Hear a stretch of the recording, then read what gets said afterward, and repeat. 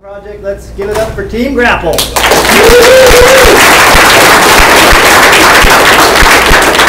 Hello everyone and welcome. My name is Drew Napoli and I'm here with Team Grapple. We're proud to show you today our progress on Grapple. So, next slide please.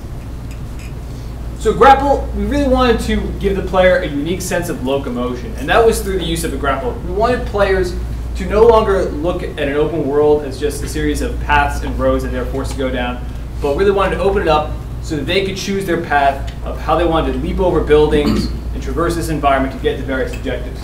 Everything in our game we thought about from a perspective of verticality, from our player movement, from our enemies, to even our city, and even to where the city is located. The next few slides I'm going to go over how each of these things really contribute to the idea of verticality in our game. Next slide please.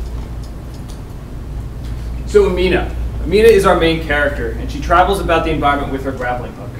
She's a young mechanic who built this grappling hook for herself. She uses it to travel about the city, and she has a bit of a skater punk parkour mentality to her. She doesn't view the city in the same way as other people. Other people are bound to the ground, and she is soaring amongst the building tops. Now Amina, our game starts in a conflict. Amina finds herself with the city under attack. Now we're not really too concerned about why the city is under attack. It is being attacked by a foreign nation for resources. But Amina, she's not a politician, she's not a general, she's not really so concerned about why it's happening. She's concerned about how can I fix this, how can I stop this? And this is really, we don't want to set up Amina as the sole savior of the city. That was something we really struggled with at first. We thought, here's this woman with a grappling hook and she's a mechanic and she is supposed to save the city. And we felt uncomfortable with that. So we really want to build the city as an entire city of heroes, where everyone's coming in and stepping up their game to assist when and where they can. And we saw this so often in many natural disasters, where people help in the ways that they're able to help. Now Amina is a mechanic, and she's able to travel about the city quickly. So when the city becomes under attack and things start falling into disrepair, it is up to her to travel to these locations quicker than anyone else and repair them to get the city functioning. Go to the next slide, please. So this is our character concept for Amina. You can see we took influences from Morocco, and we'll go into that a little bit, but we see if she has the goggles, and we'll go into her grapple hook in a little bit. Go to the next slide. So this is our city takes place in Jabal Makasem, which is Arabic for the twin mountains, or the split mountains. This is a city on a mountain. It is inspired from the mountains surrounding Morocco. This really provides another layer of verticality. We're building this city, it was building up, and we really thought the only way to make this city more vertical is to really just put it on a mountain. So I'll show you the next slide of our city concept. So the city is split up into separate districts, and each district has its own city level. And Amina travels about the city district trying to restore the city, and she can also transfer to different districts throughout the game. In this version of our vertical slice, we limit it to just one district. But our overall vision of the game is so that Amina will be traveling to these different districts. The way she'll be accomplishing that is through these wires in the center. These wires provide electricity to the city, but as well as a tram system. The city itself is powered a lot under wind energy. You can imagine a mountain this tall and a cavern that deep in the back would generate a lot of wind. So a lot of the cities has fans, and within the cavern themselves there are fans that provide the electricity that run this city. And Amina is responsible for upkeeping all of this. Next slide, please. So this is the grapple, which is attached to Amina that she invented herself. The way this works in the game is that it can target the ledges of buildings. We set up in the game with just a series of grapple points that we place around buildings, and it auto-targets for the player. So the player just has to look up and they will see a reticle, and it will trace along the sides of buildings as long as grapple points are there. This allows the player to just easily and quickly look in the direction that they want to go, select their fire button, and the grapple hook will fire, and they will launch themselves towards the side of the wall, where they will hang on the side of the wall. From that point, they can climb themselves up on top of the roof. We have also other types of grapple points that exist off of lamps or other things that jut out of buildings, and she can sort of slingshot herself right past these grapple points that allow a really good sense of locomotion, where she's just almost like Spider-Man swinging through the city. Next slide, please. Also, she repels down walls. So when we were doing this game and playing the game, it looked strange when we were above a grapple target and we launched ourselves down towards it. It just didn't look right, where she's coming at a straight line almost to this other point. So we decided to nix her ability to grapple downwards, but we needed a way that she could still get down buildings. So the way we thought about this was having a rappel feature. So Amina, when she's attached to the side of the wall, at this point can either climb up or she can start to rappel down the side of the wall. When she's rappelling down the side of the wall, she can look around to target a new grapple point or jump off and land on the ground. Next slide, please. So the city is under attack right now, and Amina is trying to restore its functionality back. These are our enemies that are being launched into the city. The stylistic cues from the Spanish conquistadors. We like that because we thought of this big conquering nation, and it just gave a nice sense and purpose to our enemies. The machinas are being deployed into the city by being fired into it. They're not just existing there already. And they chase Amina by jumping from rooftop to rooftop. So this is how we solved Amina being able to just quickly grapple away, and an enemy's not able to chase her. These enemies, like Amina, are not grounded to the floor. They will hop up on buildings and pathfind to her until they reach her, and they will continue to chase her as long as she is within their chase radius. Next slide, please. And so this all culminates with our Destrozar. The Destrozar is the fearsome, large monstrosity that is attacking this city. If you remember back to the picture of the mountain itself, it'd be pretty hard to imagine what sort of military force could attack a city like this. It is a large mountain. There's not really any ground room to get there. A navy wouldn't be able to get up to that mountain cliff either. So this Destrozar itself will climb up the sides of the cliff face and attack the various districts. And it also is sort of a mobile unit carrier and will launch the enemies into the district itself. And we're going to go a little bit more about what our plans are for the future of Destrozar after the demo, but right now I just want to launch into the demo.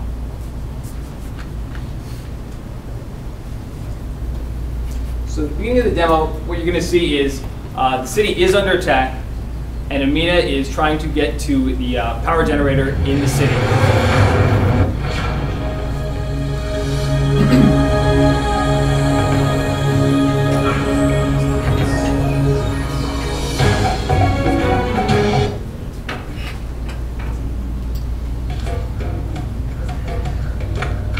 Our character model, Amina. Kyle's just going to take a moment to spin around. You can view our character model and the world around it.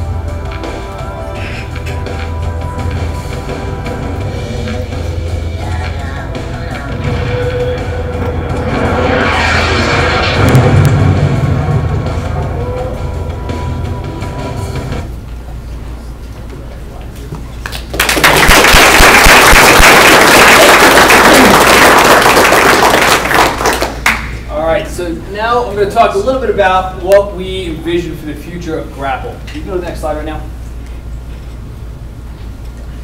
All right, so one of the things we really did with Up to Vertical Slice is we tried to really establish our base of how we wanted locomotion to operate in this game with the grappling hook and with the enemies.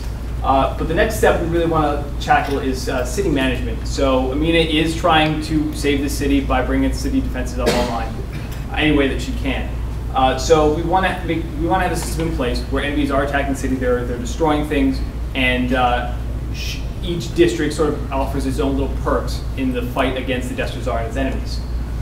So for instance, some electrical towers that exist in the environment, like you saw, she can re-engineer them to shock the nearby robots. She can open up paths to other districts so she can cross that cavern. We can also have her lure the Destrazar away from critical areas that Amina doesn't want to be attacked right now. Next slide. Jabal Makasem. One of the things we really learned up to Vertical Slice was the do's and don'ts of how to build an open world environment. One of the things we struggle with and that we really want to address is how we actually construct the buildings themselves. At first, we wanted to approach it and give ourselves the ability to design any number of types of buildings that we wanted. And the artist provided us very modular pieces. Unfortunately, this made the environment not look quite as varied as we would have liked. So what we want to do is take it from a little bit of a high level and have the artist provide us a little more complete versions of buildings that we can string together. This will probably result in not any type of building configuration that we could possibly imagine, but the goal is to provide a little more personality to each of the buildings. We also want to introduce states of destruction for the buildings themselves. You can imagine this giant Destrazar attacking the city. We do want to see some level of destruction in there. We also want to add unique items and buildings to each of the districts to give them that distinct personality. We don't want each district to feel like it is the same. That being said, we don't want to create completely new assets for every single district, but we want to give them their own personality. Next slide. Destrazar combat. Just like all things in our game, verticality is a big thing, and our biggest enemy is extremely vertical. We want to use that grapple mechanic to climb up on top of the Destrazar. And it's extremely handy that our main character is a mechanic and that this giant monster is a robot. We want to have her travel about the Destrazar to critical points on it to disable it and weaken it. So for instance, if Amina is interested in disabling its weapon systems, perhaps she can climb up to the cannon and disable its ability to launch enemies to other districts. That being said, we know that the Destrazar is a huge technical challenge for our team. There's plenty of what ifs. Like, what if we can't accurately attach to the Destrazar while we're grappling? Or what if we just can't do it, while he's moving or while he's not moving? So we have a few contingency plans in place. One is that we stun the Destrazar so he's no longer moving, and at that point we climb the Destrazar. Or if we're still having issues with that, we can disable the Destrazar by using the city defenses. And it would be a shame, but we could work around the idea of grappling on Destrazar completely. Next slide. And lastly, we want to keep on improving our locomotion. We have a lot of animations to make the locomotion look the way it did, and there's plenty more we need to add to make it look the way we want it to. If we can attach, and there's also, if we can attach to a moving Destrazar, we can attach to other objects. So that's something I'm really interested in pursuing. The tram system we mentioned earlier, you can use that to cross the gap. We could have aerial enemies being used as mobile grapple points throughout the city. We can also have larger ground units that Amina attaches to as they run around and she tries to disable them. We also have additional uses for the grapple plan, such as a zip line. You can imagine using a zip line to cross the chasm. Swinging on fans, you might have seen some of the fans spinning around in the environment. You could attach the grapple to that and kind of use that to pivot the direction you're facing. And we also have plans or ideas to use it as a weapon too. Not so much direct combat, but you can imagine her pulling on things, pulling down debris and rubble on enemies, or picking up another object with her grapple hook and using it as a whip. And that is a little bit before now for Q&A. I think it's last line. Thanks. Yeah, we'll open up for Q&A right now.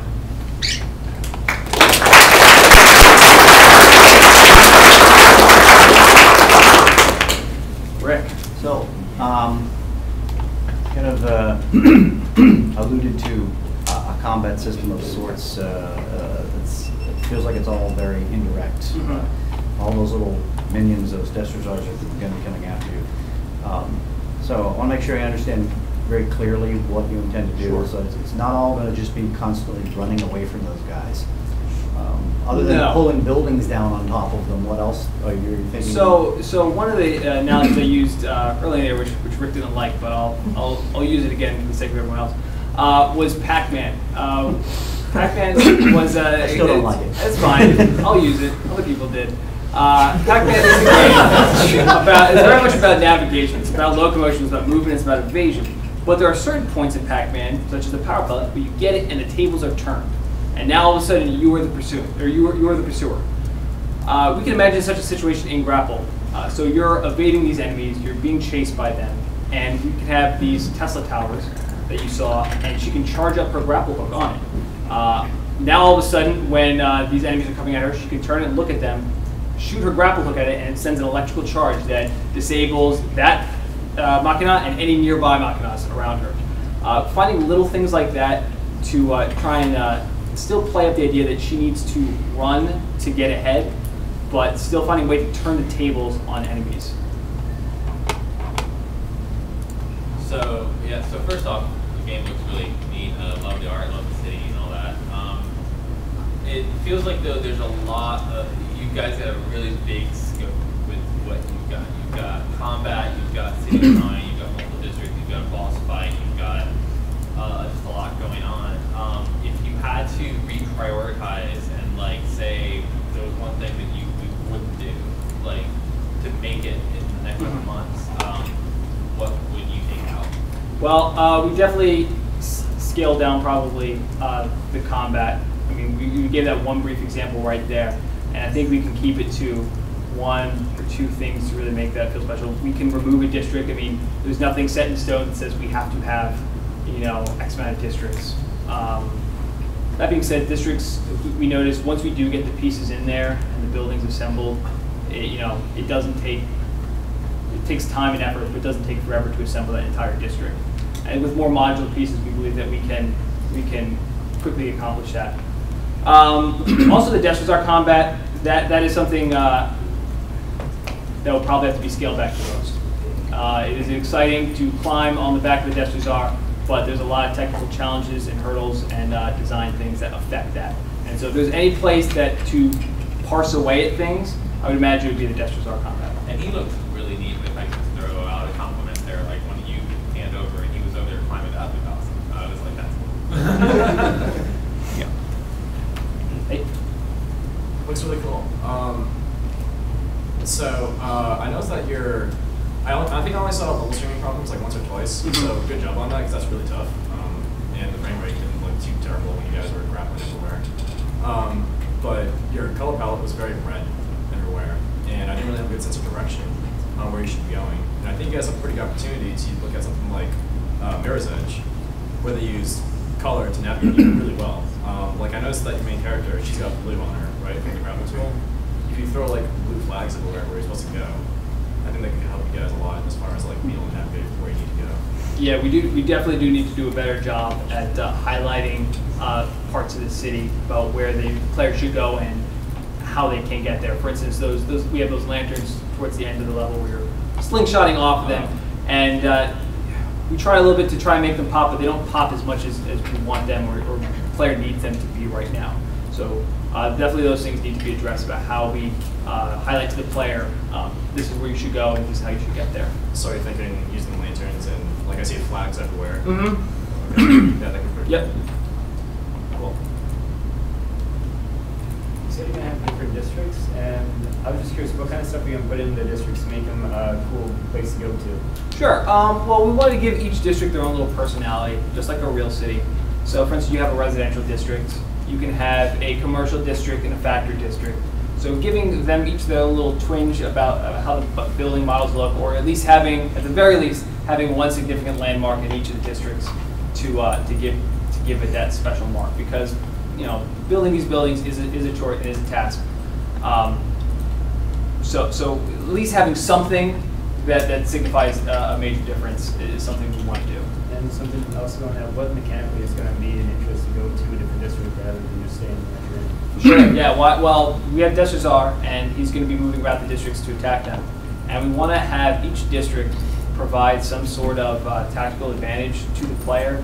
A reason why they would want to go there, perhaps an upgrade to a grappling hook, or just an overall city defense. Perhaps one district provides extra boost of electricity to the city, or they have some a turret that can distract the Destrazar for a little bit. And if you forego that district and forget about it and leave it, that perk would be unavailable to you.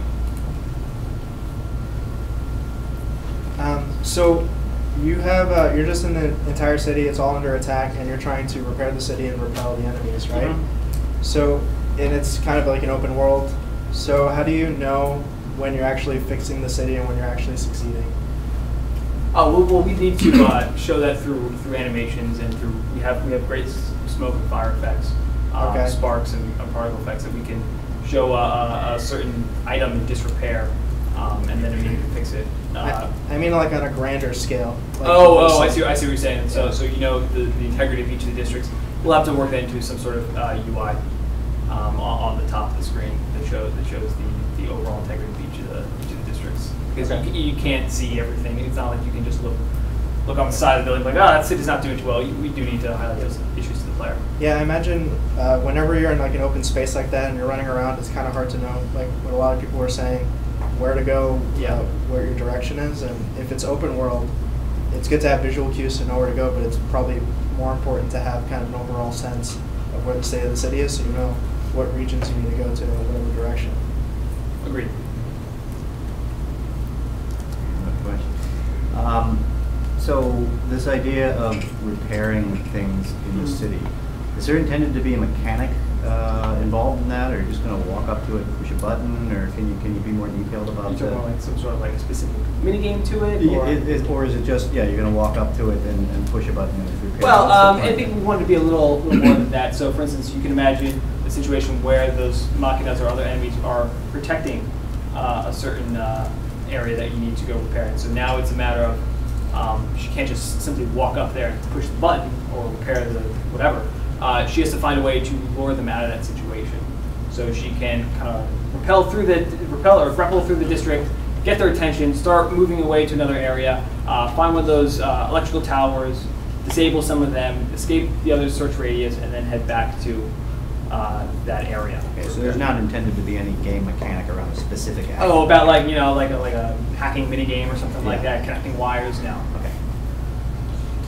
So what about citizens in the environment? And because I keep hearing all these ideas, but I keep wanting to go back to if there's going to be citizens in there, then you distract things. They come and they can fix this. There's a time period that's associated with these things.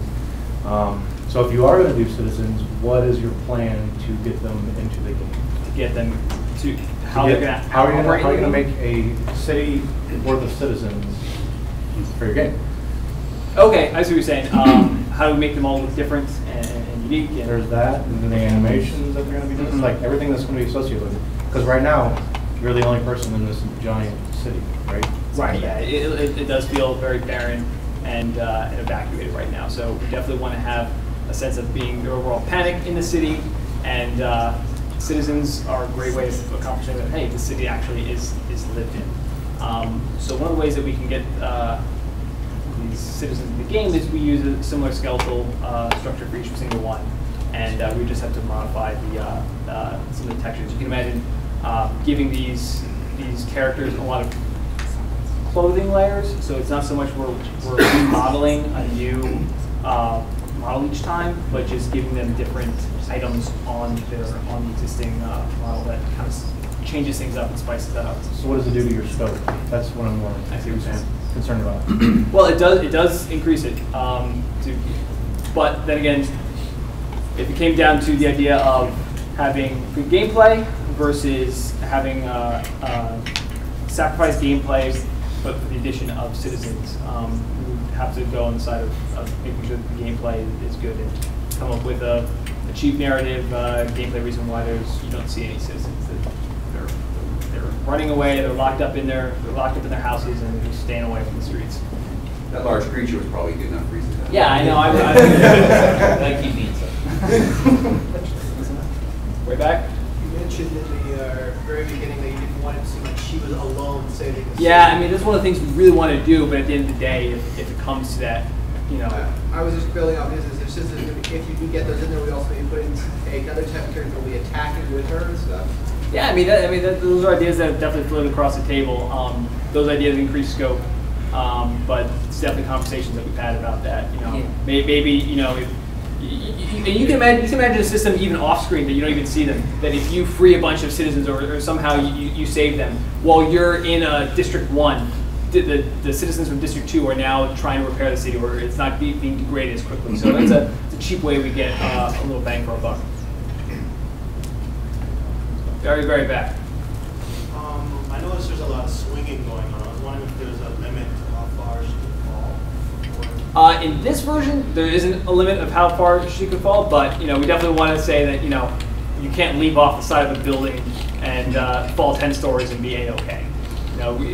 Part of the tension of grappling is the distance from the ground. So to say that she lands perfectly fine if she falls, it doesn't really fit with the theme or tone of our game. So what is the theme of the game?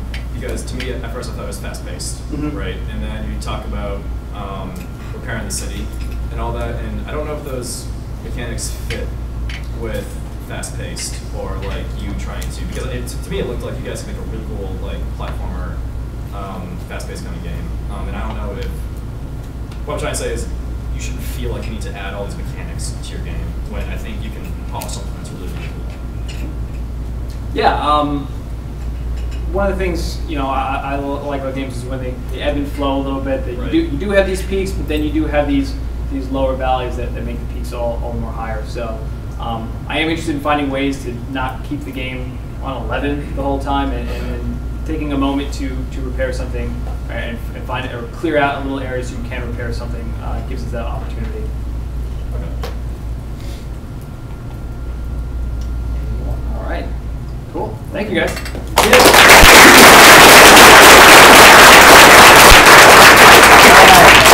So, 5 good presentations this year. It's going to be fun.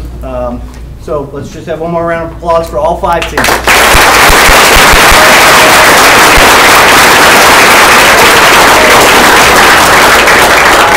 So here's what we're going to do. All of the industry judges and faculty are going to meet in MI6 in 10 minutes. And the arm wrestling match will commence, and sometime in the next hour or two, you guys will be getting an email to find out what the results are, so stay tuned. Yeah. Yeah.